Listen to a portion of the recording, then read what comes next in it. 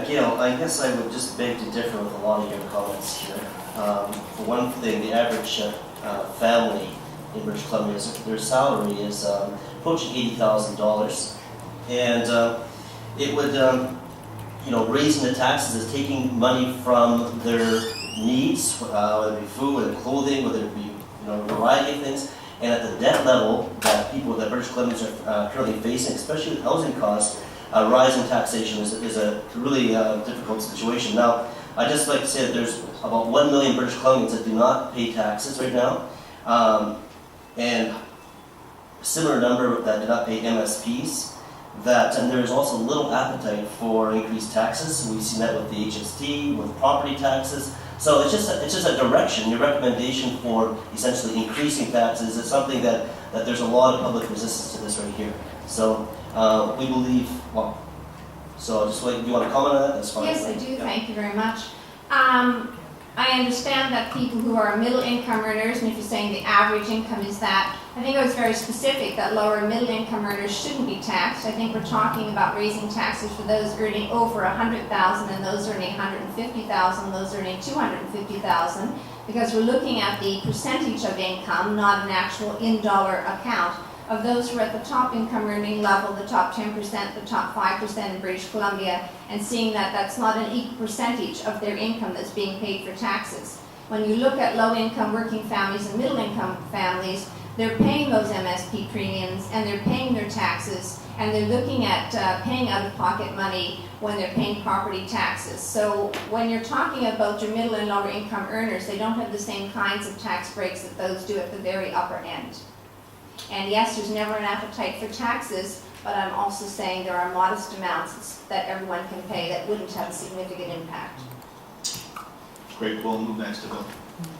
Yes, thank you for your work on this. I am familiar with some of the work that the Canadian Centre for Policy Alternatives has done. I wondered if they can make the point about sales tax, carbon tax, certainly MSP premiums, that they're not progressive, and even the lowest of wage earners pays their tax on sales taxes, carbon taxes, and MSP premiums, that kind of thing. Although there are some benefits, there are a number of taxes, and it's clear from the evidence right across the country that there is this growing gap between the poor and the very rich. And I think the point that you're making is that the very rich are actually getting more of a tax break. And so do you have any idea of the kind of taxes they are suggesting would be fair? Like, what kind of incremental tax increase would help to close that gap?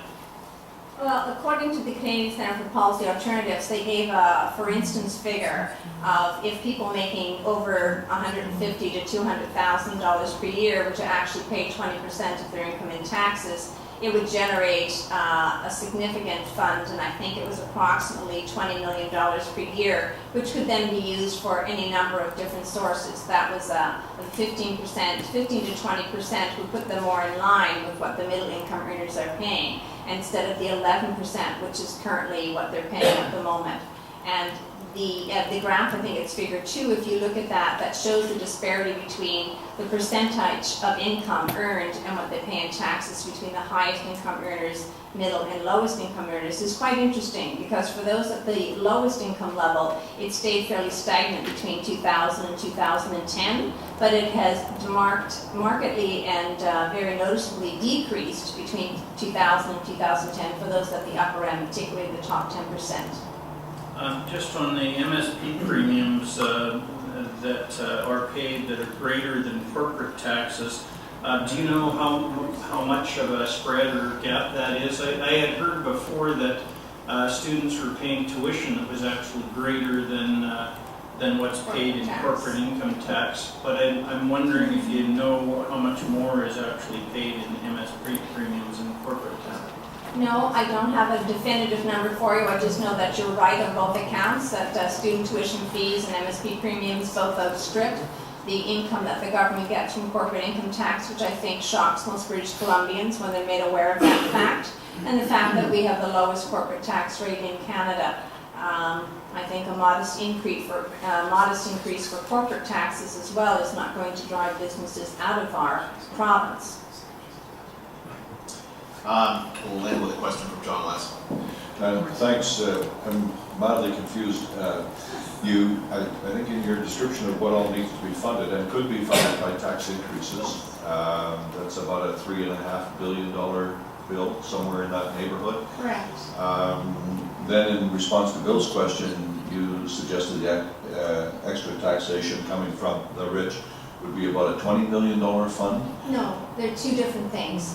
The question was specifically if we were to look only at the income increase for high-income earners, how much money could be realized. But I had said if the overall tax structure for income was to be reduced back to 2000 instead of the current rate as far as the study goes for 2010, we would see an increase of 1.7 in the gross domestic product tax, which would be $3.4 billion. So the total overall tax increase, as opposed to just one particular group at the upper end, is two different questions with two different answers. All right, so maybe I'll put the question a different way then. For, let's say, someone making $100,000 a year, what kind of tax increase would you suggest at that income level to begin to generate? I'm assuming you're not interested in deficit budgets. No. So if we're to balance the budget, you need another $3.5 billion you suggested. What kind of increases in taxation would you suggest would be necessary and desirable? Well, if we go with the medium, right now the upper end is paying around 11%, the lower end is paying 18%, the middle income earners are currently paying 15%. So even if we move to 15% for the upper income and we look at the entire tax structure, one answer, one group is not going to generate $3.4 billion. So you have to look at everything in its entirety. But you're asking me for a very specific answer, so I'm going to give you one to that question. But that's not the answer, the sum total answer to the whole positional problem that's presented here.